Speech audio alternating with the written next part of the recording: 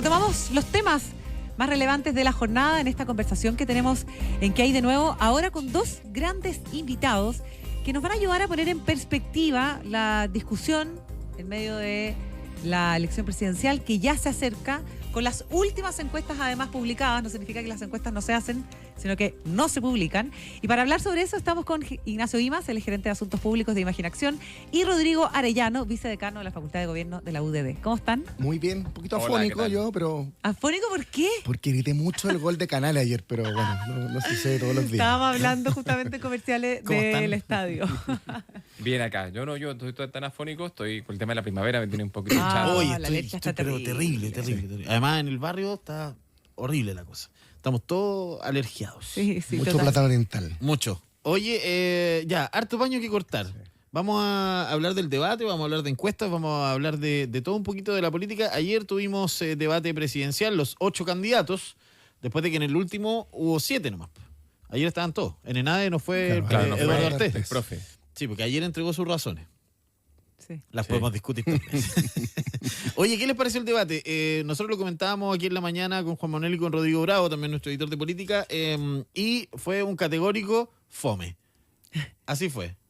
Así fue. O sea, estamos hablando de los contenidos, no del formato, no defendimos todo lo que teníamos que defender, Obvio. pero en rigor como que se vio andan como pisando huevos los candidatos, ¿no? Ignacio, ¿qué opinas tú? Arriesgando poco. Arriesgando poco, bien conservadores. Eso es cierto. Yo creo que más de un par de personas ayer me dijo que sí, que el debate estuvo fome. Y efectivamente no movió mucho las aguas, sin embargo pasaron cositas que yo creo que en realidad igual es importante destacar. Guiños. Ya. Claro. Sí. Y no sé si hechos. La candidata Jara estuvo bastante mejor de lo que había hecho la performance de la vez anterior, del primer debate. El debate en sí, tal cual se juntan los 8 y tal, Sí. estuvo bastante mejor. Por otro lado, Kast tuvo problemas con las cifras y Soledad Neto fue súper dura y incluso el propio Kaiser también lo interpeló con respecto al tema de las cifras de la cárcel de seguridad. Por otro lado, Kaiser está ocupando muy bien la franja y los foros, ¿cierto? Y pareciera de que al menos eso está impactando en la medición. ¿Ah? Y ya para no seguir capitalizando el micrófono, también lo que yo creo es que la candidata Matei, algo le pasa en estas instancias donde él ya debería mover las aguas y no lo está haciendo. No sale mal, ¿cierto? Pero como que no remece el escenario como tiene que remecerlo. No hace golpe que todos están esperando, ¿no? Que conociéndola además por su personalidad y todo, está como muy contenida. Y le pasó también en el primer debate que no lo hizo mal, que la evaluación incluso de su comando fue que no lo hizo mal, pero como que no trasciende mucho más. Hay mucho tema con expectativas con el debate. Yo tenía expectativas bastante elevadas, sobre todo en el bloque opositor. En el fondo, Janet Jara uno la ve relativamente tranquila. Ella sabe que con la votación que demuestra la encuesta, la intención de voto, debería pasar tranquila a una segunda vuelta. Y por lo tanto, ¿para qué arriesgar en esta etapa si ella tiene que consolidar? Por lo tanto, las miradas, por lo menos la que yo traté de observar con mayor detenimiento justamente era el bloque opositor, que pasaba particularmente con Evelyn Matei, porque en el fondo las encuestas han mostrado que pese a que se mantiene en una votación estable en torno al 14-16%, ella requiere ir subiendo. En el fondo requiere dar ese zarpazo para poder alcanzar a José Antonio Kast, que está encumbrado en la encuesta. Y anoche era un minuto para hacerlo, creo yo. Era el minuto para diferenciarse, para desmarcarse, para mostrar diferencias particularmente programáticas, la experiencia. Trató de hacer algo con respecto al tema de mujeres. Yo creo que ahí ella comenzó con su discurso haciendo énfasis en la importancia de las mujeres, apostando un nicho en donde José Antonio Kast está muy consolidado, que son las mujeres, y que en la elección anterior había sido muy esquivo a él. Por lo tanto, yo creo que la apuesta de ella fue en esa lógica. En un momento trató de poner la experiencia también de ella como alcaldesa en temas de seguridad. Yo soy la única que ha tenido en el fondo, exacto, estuvo en terreno, sí. pero como que se quedó ahí, como que después el debate, no sé si fue el esquema, los 8 candidatos, que hace una dificultad inmensa poder expresar, y eso complejiza, y no vi mayores sobresaltos, más allá de lo que señala Ignacio, ciertos guiños de cada uno. Fue un debate sin guante sobresalto, blanco. exacto, de guante blanco, planito, alguien ha dicho que fue medio fome, y en donde cuando es fome y cuando es planito, resultan ganadores los que van arriba. primero, Por lo sí. tanto, Janet Jara y yo creo que José Antonio Caz, más allá de que yo creo que José Antonio Caz otra vez vuelve a caer con el tema de la cifra económica, una complejidad. Antes había tenido el tema con el recorte presupuestario, pero al no ser enfrentado ni por Kaiser ni por Evelyn Matei, puede declararse que pasó la prueba. Ya, a un salió poquito más de jugando, 2 digamos. semanas. Ya, oye, a mí llamó mucho la atención, no sé si coinciden conmigo, ayer no fue solamente Evelyn Matei, Franco Parisi lo hizo también, Janet Jara lo hizo también, hubo Mujeres. mucho guiño a las mujeres. Ya, ¿por qué estamos observando este fenómeno, Ignacio, de que todos están yendo a buscar el voto femenino? Donde además tiene varias derivadas, está la derivada del empleo, está la agenda valórica que también pega directamente a las mujeres. ¿Por qué se está dando este fenómeno en estos últimos debates? Pero en particular ayer fue muy marcado. Fue una pregunta que yo también me hice, porque básicamente cuando todos hicieron la etapa introductoria, hubo 4 que hablaron de las mujeres de forma literal. Sí. Y a mí me llamó poderosamente la atención. Esto podrá explicarlo mejor Rodrigo, porque él es el hombre de las encuestas del panel UDD, que por cierto hay que alabarlo siempre y Y permanentemente. salió la CEP también. Así es. Acá Sí, sale. pues, se acaba de salir. Las mujeres siempre son un electorado, primero son mayoría, que duda cabe, ¿cierto? Es un electorado que regularmente tiene esta lógica de voto obligado, o voto que recurrentemente no ha votado, ¿cierto? Y sin ir más lejos, le dio la victoria al presidente Boric en la elección pasada. Ahí sí es fuerte, Janet Jara, ¿cierto? Debido a esta lógica de izquierdas, pero pareciera de que en como es un importante bolsón de electores obligados, es un elector, o electoras, mejor dicho, que tienden a ser mucho más desleales con sus candidaturas. Voto oculto, dicen los analistas. O sea, puede ser un voto que puede cambiar. Voto silencioso. Voto Es silencioso. Rodrigo, es un voto que podría eventualmente Más cambiar. volátil. Sí. Más volátil, que podría cambiar incluso dentro de la urna. Votar es un acto de... Votar, además de un derecho, perdón, de un deber ahora, es un acto de habitualidad. Tú Ya. fíjate que en el fondo, cuando tú marcas preferencia por un candidato, si ese candidato se repite en una elección, la teoría dice que uno tiende a repetir, a habitualizarse. Y el voto femenino es un voto que hoy marca intención por un candidato determinado, que es José Antonio Caz, pero que le fue muy esquivo en la elección anterior. Por lo tanto, no existe esa habitualidad porque no votó por él. Por distintas razones, por temas valóricos. Acuérdense que había anunciado en primera vuelta la eliminación del Ministerio de la Mujer, que después se echó para atrás. Entonces, este no es un voto tan leal a la candidatura de José Antonio Caz, sino que es más coyuntural, efectivamente, por la obligatoriedad. Por lo tanto, da la sensación de que tanto Parisi como Evelyn Matei apuestan a tratar de restar ese voto de las intenciones de voto que tiene hoy José Antonio Caz, dado que no ha sido un voto leal con él en la historia. ¿Ustedes han cambiado alguna vez su voto a la hora de llegar a la urna? Yo no, porque No, yo soy no. muy identitario. No, Yo yo sí. no. ¿Tú ¿En sí? serio, Sí. Catalina? ¿Sabes ¿Por que qué? ahora que ¿Por qué estaban votaste? hablando esto, me ha pasado más de una vez? Mira, O sea, ojo ahí. tú sabes que hay dos tipos de Sí, pues. votantes, los pues. identitarios, ¿Sabes qué? Sí. Que heavy lo que están diciendo, porque sí, ¿viste? me ha pasado más de una ¿Viste? vez. Sí, Tú eres un voto racional, que es la Que persona llego- que llega al voto, sí. estudia el voto, ve las propiedades, ve las expectativas, ve las propuestas y se decide ahí. En cambio, yo me considero un votante un poquito más identitario y hay mucha gente que así, que da lo mismo las condiciones del otro producto, del otro candidato, Claro. tú votas siempre por el mismo. Por ¿Y tu la Cami, que ideología, está ahí exacto. ¿ha cambiado alguna vez su voto en la urna? No. No, tampoco. Pero ¿cuántas veces ha votado además, Camila? Porque es como... Sí, Camila sí. Es más joven, es harto más joven que los que estamos aquí en la mesa. Es como cuando voy al supermercado. Yo voy al supermercado y siempre compro la misma leche. Me da lo mismo el precio de la Sí, pues. otra, porque ya me convencí de que esa es la leche. Ya, aunque mejor haya para otra en casa. oferta, Acá hay otra oferta. Tú y compras otra- siempre yo la voy a misma. comprar siempre la misma leche. Y mucha gente hace lo mismo con el voto. Da lo mismo Sí, la claro, otra sí. oferta. Es un buen y que ejemplo. lo ha hecho bien o lo ha hecho mal el candidato o el presidente, voy a votar igual por él. En cambio, hay otro votante que es un votante mucho más racional, que estudia las propiedades, las propuestas y Sí. puede modificar su voto. Más pulso. Ahora, qué increíble. Los jóvenes, los jóvenes que van a votar por primera vez se enfrentan hoy día, creo, a una disyuntiva bien importante. Y la diferencia entre el voto joven de los distintos candidatos es bien radical. Algo hemos comentado acá con Yerko a propósito de lo que pasó en la FEUC, por ejemplo. Es que yo veo un voto en los Y jóvenes. en la UDD con Janet Jara, que Sí, estuvimos efectivamente, con sí, Rodrigo sí, hace estuvimos ahí poquito. con Un la voto muy persona, polarizado, Sí. de que o nos vamos inclinados por Jara o nos inclinamos derechamente por Kaiser o Kast. O sea, no hay un atractivo por el voto intermedio, ¿cierto? Los hijos de Jara o las hijas de Jara básicamente tienen que ver con gratuidad, tienen que ver con pensiones, tienen que ver con seguir la línea del actual oficialismo, ¿cierto? Mientras que los otros electores y electoras de Kast y Kaiser, pero sobre todo de Kaiser, tienen que ver con esta respuesta de esta dinámica progresista o sobreprogresista, ultraidentitaria que al final del día estamos viendo. O sea, o mejor dicho, una nueva ola conservadora que no solamente la vemos en Chile, sino es que en realidad la vemos también en los países de Europa Occidental. Pero, por ejemplo, lo importante ahí es dónde esta gente dialoga. Porque no dialoga a través de Twitter, ¿cierto? O X, no dialoga a través de Instagram. Más bien dialoga en blogs, ¿cierto? Y dialoga a través de estos foros que se crean a través de videojuegos. Ahí es donde esta gente dialoga, que es un deep web bien desconocido para uno al final del día. Oye, hablemos del fenómeno Kaiser porque dentro de todos los candidatos creo que es el que se ha pegado el salto más importante en las encuestas, ¿no? Si miramos las primeras encuestas, las primeras mediciones, digamos, desde que se inicia la carrera presidencial, incluso cuando ya solo sonaban ciertos candidatos presidenciales, entiendo que marcaba 4 y hoy está en 14, 13-14. A comienzos de marzo o final Le de fue marzo bien. también estaba Sí, le fue marcando ahí Además, 18. claro. Recuperó ese Sí. capital. Sobrepasaba a Cáceres incluso Sí, en el verano. en algunas mediciones, y hoy día alcanza a Evelyn Matei en el tercer lugar.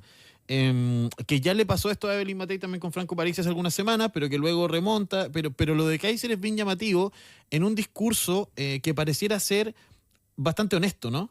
Que le da lo mismo, no tiene este discurso más popular, digamos, ¿no? No tiene matices. No tiene matices. Y dice las cosas Y le como funciona. son. Yo diría que, bueno, más allá de esta como break que tuvo en marzo, que probablemente estaba muy vinculado al rechazo que tuvo con el tema de la reforma de pensiones, que fue bastante duro, y que no supo capitalizar en su minuto José Antonio Kast, él desde el debate de Chilevisión, en donde se muestra un tipo que sabe manejar los tiempos, los espacios, la consecuencia, un discurso de una derecha mucho más conservadora o más extrema, como quieran llamarlo, pero que ha calado eso de que yo soy el mismo en primera, en segunda vuelta, soy el mismo que ha estado en el Congreso y no van a conocer sorpresas. Eso en un electorado derecho yo creo que de alguna otra forma ha ido permeando y se ha visto que en la última semana, a costa de los votantes, particularmente José Antonio Kast, ha ido subiendo en las encuestas. Eso te iba a decir yo. O sea, todo lo que ha perdido Kast, que ha sido mucho, son como 9 puntos según algunas Desde encuestas, agosto, efectivamente. todo se ha ido a Kaiser. Matei no capitaliza nada de esos votos. No ha podido capitalizar nada que es Matei de una- eso, porque están buscando Nada. certezas y Matei de alguna otra forma no ha apostado a ese electorado. Matei tiene la carta moderado mucho más. exacto, Sí. tiene la carta de los 100 excontraccionistas la semana pasada, que es un votante que la verdad que no sabemos cómo va a estar el 16, perdón, de noviembre en las elecciones. Yo tengo mi duda cómo va a reaccionar ese votante, pero sí el votante de derecha ha tenido una especie de premio, de decir, premiar la consecuencia. Anoche fue un poquito lo que hizo él en su discurso. Voy a eliminar los libros que tratan Claro. de sexualizar a los O sea, jóvenes desde pequeños, sí.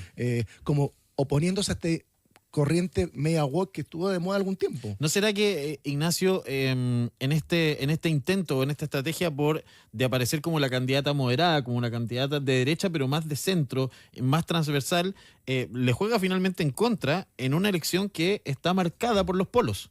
Entonces, hacer este intento por ir al medio, genuinamente y políticamente hablando, puede ser muy provechoso, pero en términos de resultados pareciera ser inviable, ¿no? Yo veo en la candidatura de Matei una candidatura estratégicamente errática, porque en algún momento habló sobre temas que parecía que eran muy duros contra el gobierno, que eran muy duros contra la izquierda, ¿cierto? Contra toda esa narrativa, ¿cierto? No tuvo un mayor problema con hablar sobre el tema del golpe de Estado y tal. Y de repente todo esto se le comenzó a impactar negativamente, y ahí es donde ella comienza a entender, aunque costó ese movimiento, ¿cierto?, de una moderación.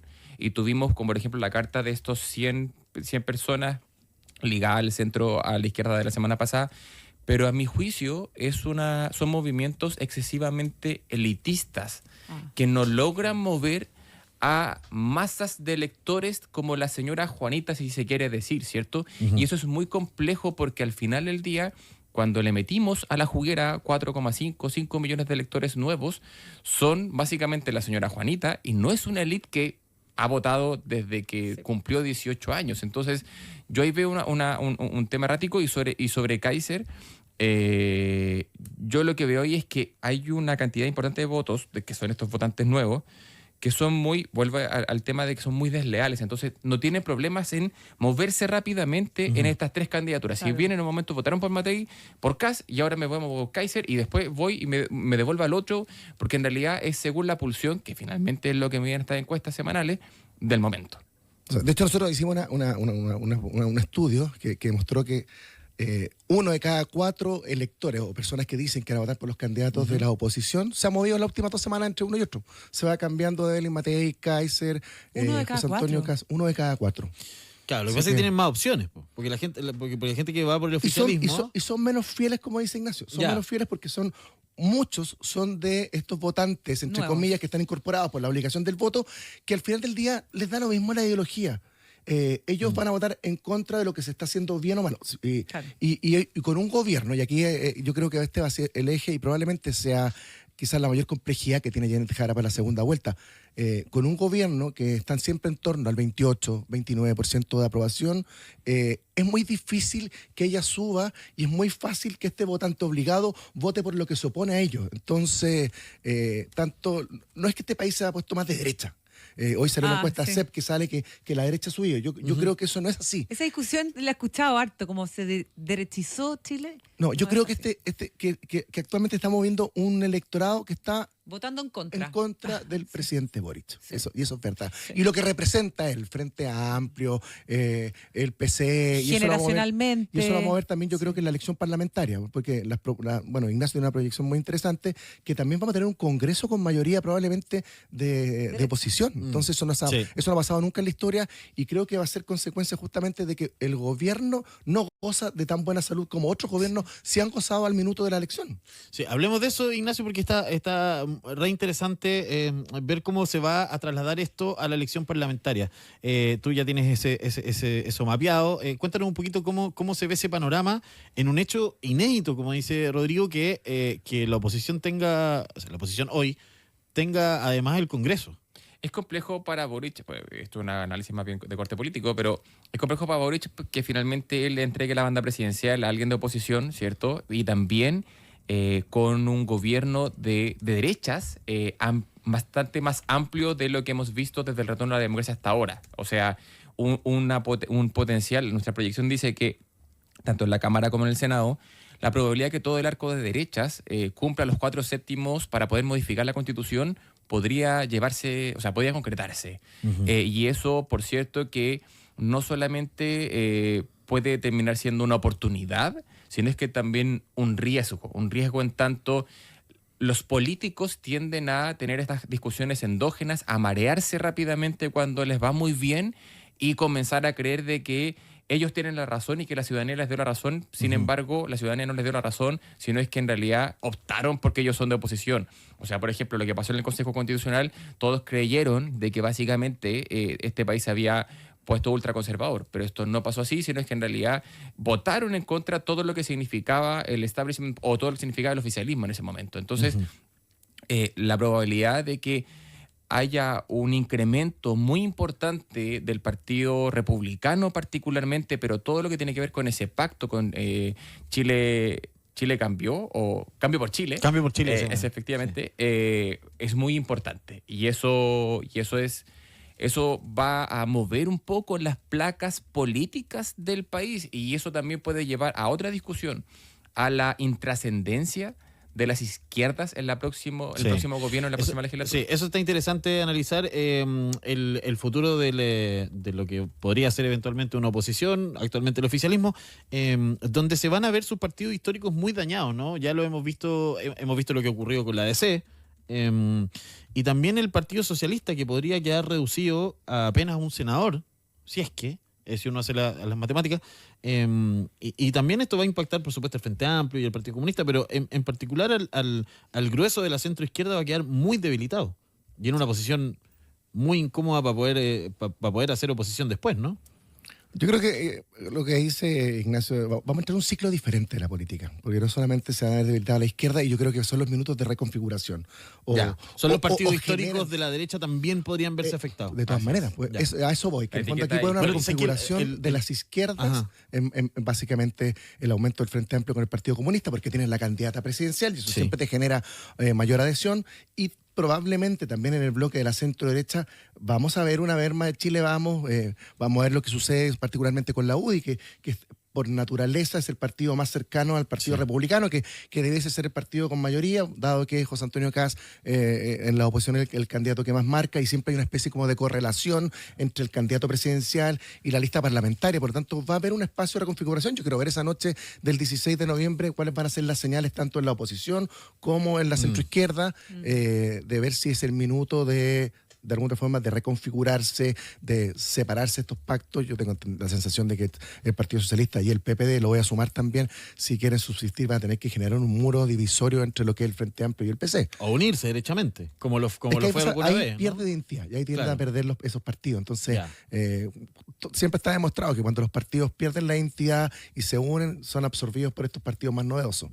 Bueno, eso explica también un poco los descuelgues que ha tenido Chile Vamos respecto de varios parlamentarios en apoyo a José Antonio Kast también, que ya estarían viendo en un futuro que finalmente la pega va a estar en otro lado, ¿no? Es que ahí está la gran disyuntiva, yo creo, en realidad, por parte de Chile Vamos, más demócratas y más amarillos, si se quiere decir. ¿Qué va a pasar con ellos en la contingencia que el 11 de marzo del próximo año la banda la tenga José Antonio Kast? ¿Van a adherir a su gobierno o se van a mostrar como una oposición constructiva? Y yo creo que esa es la gran pregunta. Y yo creo que el gran dilema, que si ellos quieren ser el socialismo democrático de José Antonio Kast, yo creo que en realidad la historia la tenemos contada y sabemos para dónde más o menos va la cosa. Por eso yo siempre digo que Kast debería tomar más nota de lo que hace Boric o de lo que hizo Boric, más de lo que está haciendo Javier Milei en Argentina, que es lo que algunos analistas dicen. Entonces, yo creo que ahí en realidad Chile Vamos va a tener que tomar una decisión estratégica. Pero esta gran teoría del reemplazo por una cuestión histórica, por una cuestión de agotamiento, de etiquetas partidarias, está ocurriendo, ¿cierto? Y como dice Rodrigo, es un nuevo siglo político, como dice Marco Enrique Minami, que estamos viendo el día de hoy. Y eso es muy complejo de analizar, porque al final del día esto está ocurriendo debido a que tenemos mucho más partidos, nuevas etiquetas partidarias, y también tenemos este voto obligatorio. Sí. Oye, bueno, la disputa por el tercer lugar está ahí, ¿no es cierto?, en duda. Y el último lugar, que también parece ser... ¿El último lugar de que de los 8? De los 8. Parece Yo creo que ser... está clarito. Pero qué morbosa igual. No, pero es que son temas que hay que conversar. Sí, obvio. O sea, al final Sí, también sí. se pueden dar sorpresas a ese nivel. A mí, voy a tirar algo muy antidemocrático. A mí no me gustan, y voy a enganchar con tu pregunta, no me gustó el debate porque creo que 8 es una exageración. Candidatos con un 1% marcando en las encuestas, creo que una brutalidad, no permite ni siquiera conocer las propuestas. Por lo tanto, yo haría algo para la próxima, para hacerlo más corto, entre los 4, los 3, hay que buscar un sistema. Pero esa lógica, a mí el profesor Eduardo Ortez me queda claro que va a ser el último. Yo creo que, más allá de lo que está marcando Marco Enrique, yo creo que Marco Enrique, la noticia de la semana pasada de la absolución de los cargos de SQM le va a dar algo de energía. Ya. Y le va a dar algo de energía. Creo que anoche se metieron en una pelea brutal que era innecesaria Innecesaria, con ¿no? los periodistas. Peleó con Y además todos, la sí. franja me pareció No, la también franja. una brutalidad el uso de la inteligencia artificial para atacar a los periodistas y acusarlos de colusión con los fiscales y el ataque. Pero fíjate que ese discurso en algún electorado puede golpear. Y Marco Enrique yo creo que está apostando a eso. No creo que sea una campaña para ganar, pero creo que para tener una salida, no solamente, bueno, para limpiar su imagen, por cierto, creo que ese fue el objetivo de anoche. Sí, Lo sí, claro, repitió 20 claramente, veces. sí. Pero también en algún electorado esta persecución de la justicia puede pegar. Y yo creo que él va a apostar a eso, a salir de las últimas posiciones en base a eso, y vamos a ver si le da para pasar a Harold McNichol o tener un lugar un poquito más digno de lo que ha tenido, porque si no sería el peor resultado en toda su larga carrera presidencial. Yo coincido con Rodrigo. Yo creo que en realidad hay que hacer un cortapisa con respecto al tema, o barreras de entrada mucho más amplias respecto... Bueno, se supone que debería existir, porque sí, ahora debería. hay voto obligatorio y por lo claro. tanto la cantidad de firmas que 35.000 deben juntar firmas no es es mucho, Sí. es mucho más, pero los formatos de debate con 8... Sí, es tan complejo. Oye, muy buena conversación, nos quedaron miles de temas pendientes Sí, que muy seguiría entrete. conversando, pero lo vamos a dejar agendado aquí al aire para el 16 de noviembre. Estamos listos, ¿no? No sé, mira, Allá- ya allá pero ya me falta- convocaron. Ya me convocaron. Mira, ahí. ¿Viste que en la selección hay una prenómina? Ah, ya estaba en la prenómina. Ya está en la Bueno, prenómina, sí. por eso fue. Gracias, Ignacio. Ignacio por Eymar, favor. Rodrigo Arellano Que esté conversando muy bien, con muchas nosotros. Que estén muy bien, muchas gracias por estar acá.